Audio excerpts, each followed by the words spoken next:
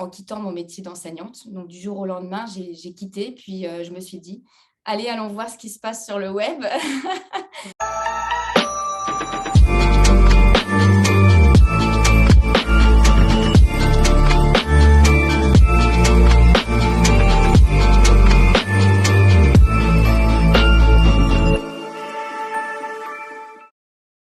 Bonjour Marie, ça va? Bonjour, comment vas-tu Camille? Merci pour cette invitation. Avec plaisir, je vais bien, je te remercie. Ok, top. Alors Marie, est-ce que tu peux te présenter du coup pour les personnes qui vont regarder cette interview?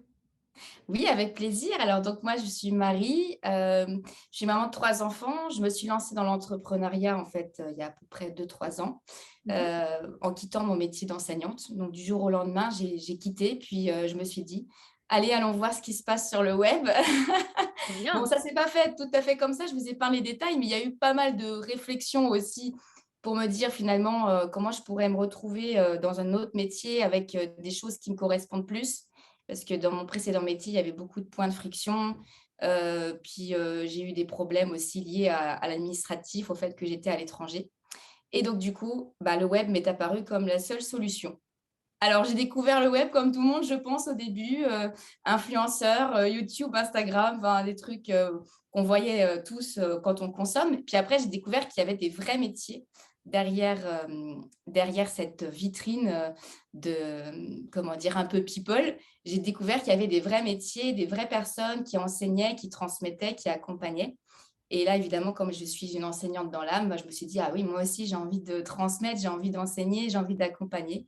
Et puis, bah, du coup, je me suis formée au marketing, à la vente. J'ai découvert tout ce monde-là. Et puis, au fur et à mesure, j'ai construit une audience. Donc, moi, j'ai essentiellement une audience de personnes en reconversion. Et j'ai lancé une école d'assistante virtuelle qui a vraiment bien marché depuis le début parce qu'elle répond à un vrai besoin. Il y a beaucoup d'entrepreneurs aujourd'hui qui sont lancés, qui ont besoin justement de se développer puis de déléguer certaines choses. Du coup, aujourd'hui, j'accompagne des assistantes virtuelles. Je leur apprends donc toutes les compétences nécessaires pour accompagner des entrepreneurs lancés, pour les aider à développer leur activité et puis se décharger aussi de certaines tâches et aussi être comme une équipe, en fait, former un partenariat avec des entrepreneurs pour développer le chiffre d'affaires de l'entreprise. Trop bien.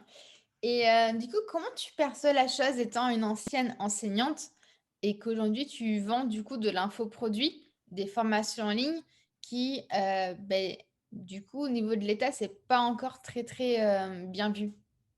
Oui, alors effectivement, il y a beaucoup de barrières pour faire reconnaître, ces formations-là que l'on crée. Même si on y met tout notre cœur, on y met tout notre temps et finalement, ben, on n'a pas de reconnaissance. En plus, le métier d'assistante virtuelle aujourd'hui n'a pas encore de reconnaissance officielle au répertoire des métiers. Je pense que ça va venir un jour, mais ça prend un peu de temps. Je pense qu'on bouge beaucoup plus vite, nous, sur le web que, l'institution. Il y a un décalage qui se creuse, mais certainement que ça va venir un jour. Alors, je pense qu'on va être amené justement à développer des démarches qualité ou des choses comme ça, parce qu'il y aura justement à un moment donné, à mon avis, une intervention de l'État pour faire quelque sorte un peu de ménage. C'est pour ça que moi, j'ai adopté depuis le début une démarche qualité. Donc, je me dis toujours que je me prépare à ce que un jour ce soit reconnu, un jour il y ait un protocole comme ils aiment bien mettre. Mais c'est vrai que jusqu'à présent, on est vraiment sur le côté du marché, tout en répondant à une vraie demande, en fait.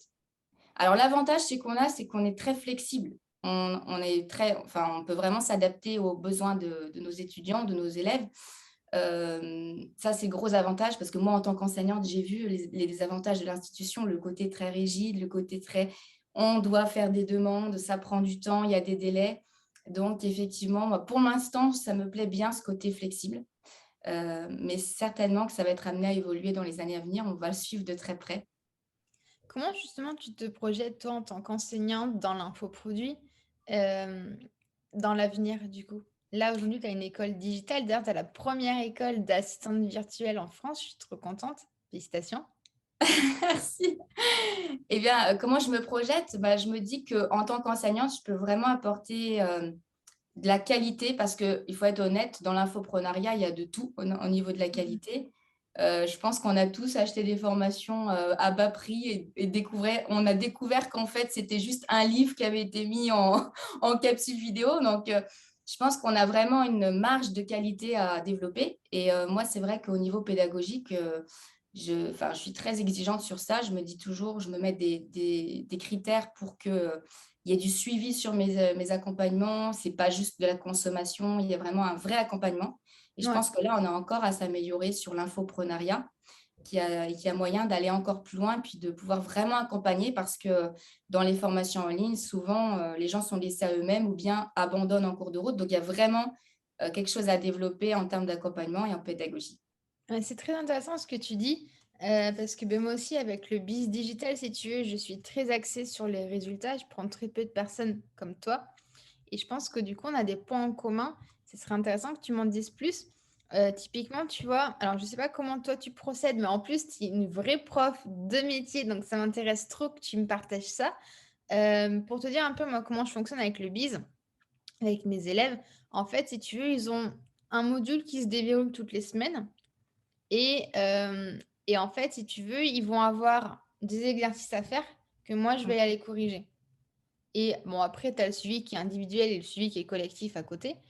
Mais du coup, oui, tu vois, on travaille ensemble, j'en donne des exos comme à l'école en fait. Tu vois. Sauf que je ne veux pas corriger en rouge. Ça, c'est autre chose. Ça, c'est, euh, Oui, effectivement, tu as pas mal de choses que tu peux donner à faire et puis pouvoir avoir un feedback, un retour sur ce qui est fait, c'est vital. Enfin, moi, je ne conçois pas une formation où les gens délivrent des trucs, produisent des choses et puis il n'y a aucun retour dessus. Je pense que là, ce n'est pas très productif. oui, Donc, effectivement, c'est une possibilité. Moi, ce que j'aime bien aussi, alors en tant qu'assistante virtuelle, c'est l'idéal, c'est que j'ai installé un stage dans la formation. Donc, il y a une immersion à un moment donné sur un vrai business qui tourne. Et donc, bien. les assistantes, elles ont la théorie à côté, donc des cours. Alors, moi, je fonctionne beaucoup en direct parce que j'aime bien avoir les retours, les questions, répondre directement. Après, il peut y avoir aussi des capsules enregistrées parce qu'il y a des gens aussi qui aiment bien avancer à leur rythme, qui ne sont pas toujours disponibles aux horaires. Donc, c'est ça l'intérêt du web aussi, c'est qu'on puisse consulter les ressources à tout moment. Et de l'autre côté, bah, qu'il y ait vraiment de l'interaction et puis aussi de la mise en action. Donc, d'où l'idée du stage. Donc, toi aussi, tu as pu participer à ce stage. Tu as d'ailleurs accueilli une de Eva? mes étudiantes, Oui. voilà, Eva, et tu l'as accompagnée pendant plusieurs mois. Donc, chaque mois, elle avait des heures chez toi et Mhm. d'autres entrepreneurs. Donc, et ben, du coup, ça les met vraiment en situation d'exercer le métier avant même d'être devant des clients. Donc, ça aussi, ça leur donne beaucoup de confiance en elles. J'ai eu beaucoup de retours positifs sur ça, qu'elles se sentaient du coup dans un lieu sécurisé et en même temps en action. Et du coup, elles ont vraiment eu l'impression d'avoir pratiqué ce qu'elles ont appris en formation. Donc ça, c'était assez très, très positif, le fait d'avoir cet équilibre théorie-pratique. Voilà. Puis il y avait des missions aussi, donc des missions plus courtes où je les ai mises en action aussi, à la fois dans mon entreprise et puis aussi sur des petites missions où elles avaient des choses à rendre aussi, tu vois, comme toi. Et puis, il y avait le côté aussi collectif, c'est-à-dire les autres voient, il y a un partage. Je mets aussi en place des cercles, ça veut dire qu'il y a des moments dans la formation où les personnes se rencontrent Mhm. et échangent entre elles sur les difficultés, sur les choses qu'elles doivent travailler. Donc, c'est vraiment très interactif. Ok, c'est super.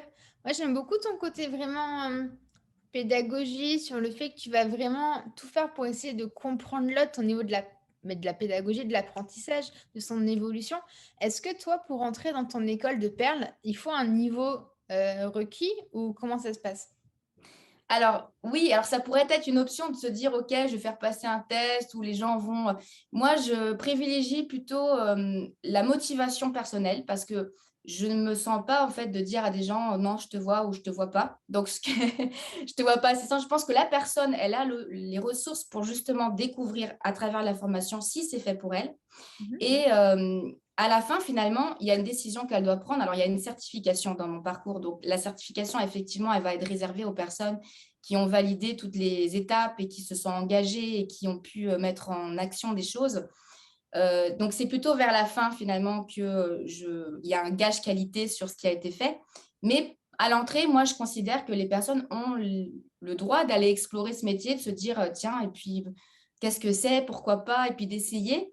C'est un peu comme les élèves, hein, on les fait essayer. Peut-être parfois, il y en a qui vont se tromper ou qui vont, c'est pas se tromper en fait, c'est qu'ils vont se dire, bah, en fait, c'est pas vraiment ce métier-là que je veux faire, mais je vais Ouais. réinvestir les compétences que j'ai apprises là. Bah, j'en ai une d'ailleurs dans ma cohorte actuelle. Elle a découvert finalement que c'est pas forcément ce métier qu'elle veut faire, mais tout ce qu'elle a appris, elle va l'utiliser pour développer sa propre activité à côté, plus dans la posture d'enseignante en ligne, tu vois. Donc, du coup, finalement, elle s'est approprié le projet, puis elle est partie sur sa direction à elle. Donc, et ça aussi, voilà. Donc, si elle avait été filtrée depuis le début, je pense qu'elle n'aurait pas eu cette réflexion-là. Donc, non. Donc, le filtre, si tu veux, la validation est à la fin du parcours. D'accord. Et au niveau des certifications, comment ça se passe du coup? Parce que comme tout à l'heure, tu nous parlais ben, le fait qu'au niveau de détail, il y a encore des choses à faire. Mm. Tu leur donnes quoi du coup? C'est plus une reconnaissance pour eux? C'est quoi du coup la certification que tu leur délivres? Alors, c'est pas donc un diplôme, on est d'accord. C'est pas un diplôme, c'est une certification. Ça permet, c'est essentiellement comme un gage de qualité pour le réseau dans lequel elles vont évoluer, puisque moi, ce que je leur propose aussi à travers ce programme, c'est d'un pouvoir intégrer une agence. Et donc, l'agence des perles virtuelles va avoir son réseau d'entrepreneurs avec lesquels elle va travailler. Et donc, la certification, c'est essentiellement pour donner un gage de qualité pour le réseau. Et aussi, je pense, une reconnaissance de tout ce qui a été fait dans la formation. Tu sais, parce que tu as travaillé pendant plusieurs mois, là. À un moment donné, tu as rendu des choses, tu as été en immersion chez des entrepreneurs. Quelque part, tu as aussi besoin d'être reconnu. Ça, c'est important. Je le voyais aussi dans l'école, dans le système de l'institution. Des fois, il y a un manque de reconnaissance Mm, mm. sur les acquis, sur les choses. C'est un moment. Il y a une époque, on faisait des remises de prix. Bon, c'est un peu désuet, mais c'est vrai que maintenant, aujourd'hui, ça manque un peu de reconnaissance sur voilà ce que tu as accompli, bravo, enfin, d'avoir ce côté aussi collectif où on prend le temps de féliciter, de se féliciter du parcours accompli. Mais ce n'est pas non plus la certification, moi qui viens et qui pose, OK, tu vas avoir ta certification. Non, c'est vraiment, ça s'articule autour de 3 personnes. En fait, ça s'articule avec le tuteur de stage qui donne son avis sur ce qui a été fait avec lui. Puis, il y a aussi la personne qui s'auto-évalue. Puis, en fait, je m'aperçois que quand tu es vraiment honnête avec toi-même, tu es t'es ton meilleur juge pour savoir à quel niveau tu te trouves quand tu as toutes les ressources et les outils nécessaires pour pouvoir le faire. Donc, en général, il y en a qui elles savent si elles sont prêtes ou pas. Et puis, si elles ne sont pas prêtes, bah, elles prendront le temps, il n'y a pas de souci. Il y en a qui ont besoin de plus de temps aussi pour valider. Et puis, c'est OK aussi. Donc, voilà. Je ne sais pas si je réponds à ta question, du coup. T'inquiète, sinon je te poserai des questions. Dis-moi, là, on parle des assistantes virtuelles au niveau de l'éducation, de la pédagogie, mais on a oublié une grosse question essentielle. C'est quoi une assistante virtuelle? Effectivement, c'est la première question qu'on aurait pu commencer par là.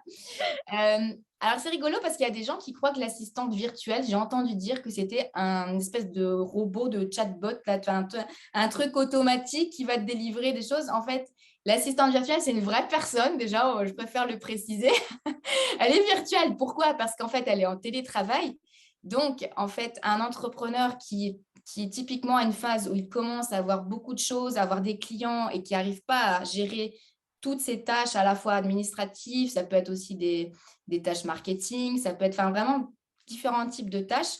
À un moment donné, il peut se dire, bon, bah là, ce serait bien que j'ai quelqu'un à côté de moi, ou à côté ou à distance, du coup, qui pourrait faire des choses à ma place ou aussi qui pourrait avoir ce côté où on travaille en équipe et finalement on devient deux cerveaux à réfléchir sur l'activité. Donc après, ça dépend des assistants virtuels, hein. Il y a différents types. Il y a des personnes qui sont plus dans l'exécutif, d'autres qui sont plus dans la créativité, l'innovation. Donc aussi, tu vois, en tant qu'assistante virtuelle, on peut choisir comment on va accompagner ses clients. Donc ça, c'est intéressant parce que c'est un métier hyper polyvalent. Et donc, du coup, bah, l'assistante, elle va venir pour suppléer, pour accompagner. Ça peut être quelques heures par mois, ça peut être pratiquement un temps plein, ça peut être en freelance, donc en indépendante, ou bien ça peut être même, on voit aussi des CDD, voire des CDI dans cette fonction-là. Donc, c'est très, très varié, en fait. Il y a vraiment plein de façons de travailler. Mais D'accord. l'idée, c'est vraiment d'être en partenariat avec l'entrepreneur dans son entreprise et de le soutenir dans ses tâches pour avancer. Ok, trop top. Et toi, du coup, tu vas aider l'entrepreneur ou l'entrepreneuse vraiment à devenir assistante virtuelle ou tu l'aides aussi dans une première partie pour se développer en freelance? Oui, ah bah, en fait, les 2 sont liés parce qu'il y a le Oui. cœur de métier où tu vas alors lui expliquer, voilà, quel type de tâches tu pourrais faire ou avoir en délégation. Donc effectivement, il y a plusieurs, moi, je fonctionne avec des laboratoires dans ma formation, ça veut dire il y a des laboratoires par section. Mettons qu'elle veut, qu'elle prenne le montage vidéo de quelqu'un qui aurait une chaîne YouTube, par exemple, et Mhm. qu'elle, elle se chargerait de faire les montages vidéo. Bah, du coup, dans le laboratoire vidéo, elle va aller chercher les ressources et elle va, apprendre ça. Donc, du coup, j'ai oublié ta question au final en passant. C'était quoi? Oh, qu'est-ce que c'est? Du coup, je me suis Je laissé te em- parle des labos. Pourquoi je te parle je des me suis laissé labos? emporter. Je disais, si tu, Ah oui, au niveau si je des... l'aide à se lancer aussi. Mhm. Voilà, donc là, c'est la partie vraiment technique, tu vois. Donc, OK, comment on fait un montage vidéo, comment on fait un podcast, comment on fait, je sais pas quoi, tunnel de vente, etc. Et puis, il y a une deuxième partie, justement, ce que j'appelle le kit professionnel. Donc, ça, c'est le module 7 dans ma formation. C'est OK, c'est bien, tu as compris comment ça fonctionne le métier, qu'est-ce que tu pourrais déléguer. Maintenant, il y a aussi, bah, je dois créer mon offre, je dois aller prospecter, je dois lancer mon entreprise, je dois me promouvoir, je dois trouver des partenaires peut-être. Donc, il y a toute cette partie marketing qu'on travaille ensemble aussi en parallèle parce que c'est la base de l'entrepreneuriat, quoi. D'accord. Et du coup, comment tu te positionnes, toi, aujourd'hui? Je veux dire, du coup, tu es dirigeante des perles virtuelles, tu es directrice d'école. Comment tu te positionnes vis-à-vis de... Mais voilà, tu fais ça dans le digital, on n'est pas encore trop reconnu aujourd'hui, mais d'un côté, tu apportes beaucoup de valeur, tu es quand même une ancienne enseignante. Donc, comment tu te positionnes, voilà, comment tu le vis au quotidien? Quels sont les challenges que tu rencontres? Quelles sont les réussites que tu aimes bien et que tu veux nous partager? En fait, cette école, elle a été créée vraiment dans le flow. C'est-à-dire qu'en fait, je ne me suis pas dit, bon, bah là, je veux créer une école assistante virtuelle. Je suis vraiment partie de ma communauté parce que j'avais déjà plusieurs milliers de personnes dans ce groupe. Et puis, en discutant avec elle, en échangeant, je voyais bien que le premier frein pour se lancer en entrepreneuriat, c'était la peur de ne pas réussir à faire d'argent. Donc, je pense qu'on a tous eu Oui, ça on a à un moment donné. Ah, est-ce que ça va marcher? Voilà. Et je voyais bien que, et puis d'un autre côté, je voyais des entrepreneurs dans mon réseau qui disaient, oh là là, j'ai beaucoup de choses, j'aimerais bien trouver quelqu'un délégué ou je ne sais pas comment faire. Donc en fait, à un moment donné, j'ai juste fait un pont. Je me suis dit, tiens, j'ai ces gens-là qui veulent se lancer, mais qui ont peur et qui auraient bien aimé trouver quelque chose qui les sécurise un peu. Et de l'autre côté, j'ai des entrepreneurs qui ont envie d'avancer, se développer. Et je me suis dit, bah, tiens, je pourrais être le pont. En fait, moi, je me vois beaucoup comme un pont dans mon activité. C'est pour ça que je m'appelle facilitatrice aussi. Avant d'être directrice d'agence ou d'école ou de ce que tu veux, je suis vraiment une facilitatrice. Et c'est ça qui m'anime le plus. Et du coup, je me suis dit, allez, on va aller creuser, explorer ce métier que j'ai découvert en passant, hein, parce que je ne le connaissais pas quand je me suis lancée. J'ai vraiment découvert ça par la suite. Et puis, j'ai vu que c'était très, très développé du côté américain, du côté canadien. Ils sont vraiment, je pense qu'ils ont 5-10 ans d'avance sur nous, toujours. C'est toujours comme ça avec la France. Et j'ai vu voilà, cette évolution, cette tendance de ce métier. Je me suis dit, ben, voilà, on va leur proposer, on va voir. Et effectivement, ça a été vraiment, voilà, ils ont tout de suite adhéré à ce projet-là, ils se sont tout de suite projetés dans ce métier. Et plus ça va, plus je voyais que ça répondait à des besoins des deux côtés. Donc vraiment là, ça a été très fluide. Et D'accord. d'ailleurs, je pense que la fluidité est un bon critère en entrepreneuriat pour se dire, allez, je vais dans ce projet. Même Non, si on a des challenges, hein, on a des c'est challenges, bien, hein, ça oui. c'est bien ce que tu dis parce qu'on n'en parle pas souvent de ce mot-là, tu vois. Euh, Oui, Il y a quelque chose que je voulais remonter quand même, c'est que Marie, aujourd'hui, tu habites où? au Liban, Au Liban. ouais. Et ta communauté, elle est française? Comment ça se passe? T'es quand même Ouais, alors majoritairement? 99% des personnes que j'accompagne sont en France. J'en ai quelques-unes quand même. J'ai eu une cliente en Grèce. J'en ai eu quelques-unes qui sont aussi un peu comme moi des expats. C'est ce qui fait que je suis sur le web, hein. Clairement, aujourd'hui, si je n'étais pas au Liban, je serais sans doute dans une école en France, quelque part. Enfin bref, je ne sais pas où je serais, mais peut-être pas là. Et c'est vrai que le fait d'être international comme ça, par contre, moi, ça m'a beaucoup ouvert des portes, d'avoir une vision, peut-être sortir un peu du côté, je suis dans ma France, dans mon petit coin, d'avoir ce côté, parce que c'est vraiment ça, le web, c'est francophone et puis mondial aujourd'hui, mais bon, Ouais. déjà francophone, si on ne maîtrise pas l'anglais, c'est déjà pas mal. Oui, il y Et a donc, déjà j'ai beaucoup beaucoup de de choses à contacts faire. avec le Canada aussi, enfin vraiment, ça apporte aussi de l'énergie, tu vois, ce côté-là Non, mais transfrontière. ok, top. Est-ce que tu as envie de nous partager une anecdote qui t'est arrivée? dans ton parcours? Alors, attends, sur le coup, là, il faut que je creuse une anecdote qui m'est arrivée par rapport à ce projet-là de perles virtuelles ou Oui, bah, en si tu veux général? nous parler d'autre chose, tu peux nous parler d'autre chose, hein. Disons que en fait, quand je me suis lancée, enfin, je pense il y a un truc, en fait, quand on se lance dans l'entrepreneuriat, je dirais ça peut-être. Le truc, c'est déjà, on ne sait pas ce qui va nous arriver. Oui. Il faut être, il faut être très agile. Et puis, il y a un côté aussi, on doit faire confiance au processus, quoi. On ne sait pas, on lance des trucs, on avance dans des projets. Je pense que c'est ça. Et moi, en fait, ce qui m'est arrivé, c'est que quand je me suis lancée, j'avais, j'avais déjà démissionné. Bon, déjà, je ne sais pas si vous êtes tous obligés de faire ça. Et j'avais pas tellement de fonds. Je me suis lancée, je me rappelle, j'avais commencé un truc, j'étais partie sur 5euros.com, tu vois, le truc de Oui, freelance, là. il Je faut y m'étais dit, aller. je suis prof, bah, je vais pouvoir corriger des copies, hein. Alors, j'ai lancé un service sur 5 euros, c'était rédaction, non, c'était essentiellement relecture, correction.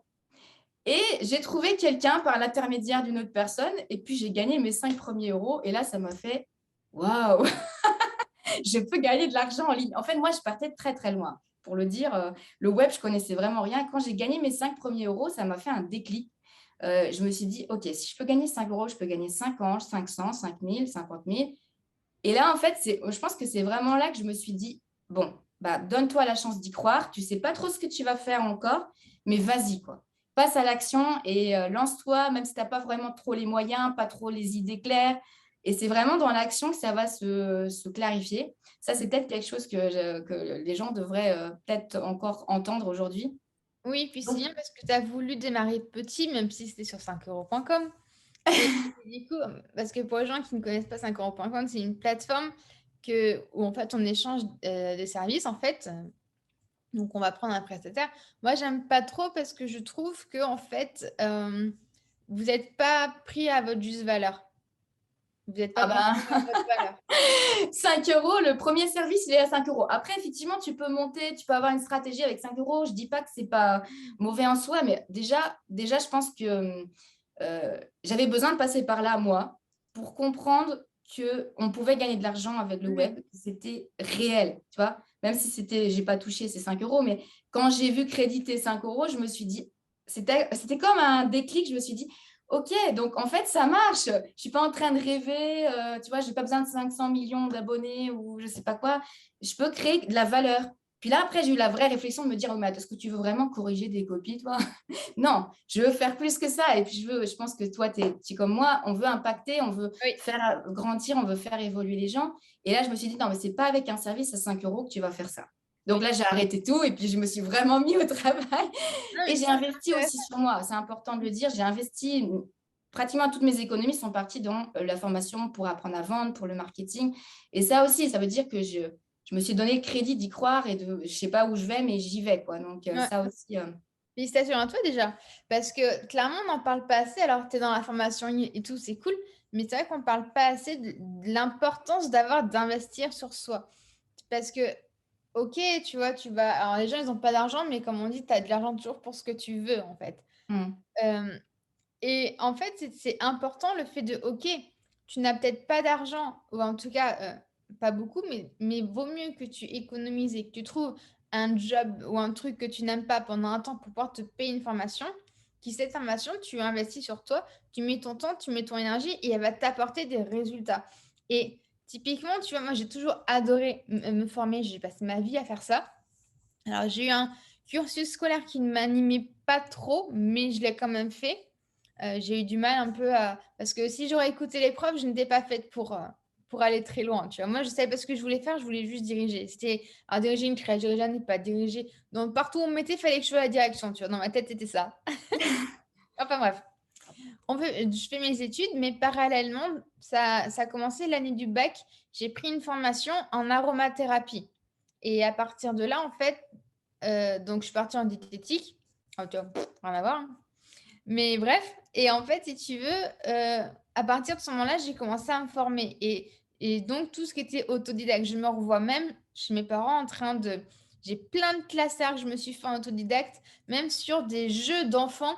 Donc, pour l'apprentissage des enfants, la pédago, avec des quiz, je faisais tout ça et j'en ai fait mais des classeurs, mais c'est monstrueux sur plein de thématiques.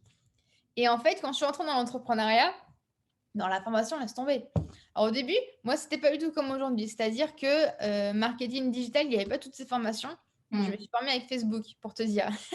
Je me suis formée sur Facebook avec Facebook. C'est quand même assez particulier. Et, euh, et puis après, en fait, j'ai jamais autant pris de formation qu'en entrepreneuriat. Et limite, je me suis même sous-estimée parce que, et je suis pas la seule, c'est pour ça que je le partage, parce que des fois, en fait, c'est impossible qu'il se passe un mois sans que je sois suivie par une formation, par un coach. Des fois, je me dis, coach, j'ai fini, mais non, tu parles, il y en a une autre qui va arriver.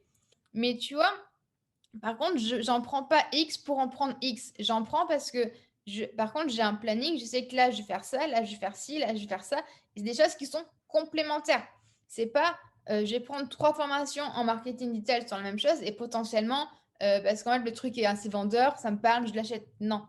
Et je le dis parce que ça, c'est un gros frein que là, il y a beaucoup de personnes qui se font piégés, si je peux dire employer ce mot, j'aime pas trop, mais en tout cas, qui vont prendre plein de formations parce qu'ils voient que le truc, c'est vendeur, mais ils prennent pas du recul en se disant, est-ce que j'en ai besoin? Est-ce que ça répond à mon besoin? Ouais, Est-ce que... tu fais bien de le dire parce qu'il y a un équilibre à trouver vraiment Ouais, entre ne pas prendre de formation et se dire je me débrouille, je bricole, et là, ça, clairement, les résultats vont pas suivre, ou alors avec beaucoup de temps et de fatigue, ou bien être en train de se surformer tout le temps, peut-être parce que c'est un manque de confiance aussi. On se dit tiens, j'aurais besoin encore, j'ai besoin, mais en fait, on n'a même plus le temps d'appliquer ce qu'on apprend. Donc, il y a ouais, un juste équilibre à trouver. Mais c'est pour ça, donc je pense qu'il faut vraiment se dire, OK, je prends une formation parce que j'ai cet objectif, comme tu dis, il faut se faire un plan en fait. Clairement, mon objectif, c'est de vendre. Bon, bah, je suis allée chercher une formation pour apprendre à vendre. Mais je l'ai fini avant de commencer une autre. Parce que ça. c'est ça aussi, c'est qu'il faut trouver, faut appliquer, il faut avoir le temps aussi de mettre en place les choses. C'est ça qui va donner des résultats. C'est pas juste le fait d'apprendre. Donc, tu fais bien de le souligner aussi. Yes. Mais écoute, Marie, je te remercie. Est-ce que tu as quelque chose d'autre à rajouter, à nous dire? Ben, moi, je dirais, franchement, si vous êtes une personne, je dirais que si vous êtes une personne qui est très créative, qui aime apprendre, là, on l'a vu tout de suite, qui aime apprendre, qui a pas forcément envie d'être dans un moule, dans une case, ou qui se sent peut-être même oppressé dans le cadre où il se trouve actuellement, ben, franchement, allez explorer les métiers du web. D'ailleurs, vous allez pouvoir les suivre, tu vas en partager plein. Donc, Oui. allez découvrir tout ça, regardez un peu qu'est-ce qui vous interpelle et lancez-vous quelque part. Enfin, vraiment, moi, je pense que c'est une très belle aventure. Parce que lancez-vous, parce que franchement, c'est une super belle aventure. Et au final, on démarre, on n'est pas obligé de démarrer, tu sais, avec, je sais pas, une start-up, un truc qui demande 10 000 euros de ressources. Non, tu peux commencer simple et puis après appliquer, et puis après se développer au fur et à mesure. Et puis voilà, puis vivre sa vie sur le web, quoi. Yes. Écoute, top. Je te remercie en tout cas pour ton temps et je te dis à plus tard. Bah, écoute, Camille, merci à toi pour cette occasion, cet échange-là. En tout cas, bah, écoute, je te souhaite une belle promenade Ah, merci, bonne promenade. fructueuse avec beaucoup de belles rencontres.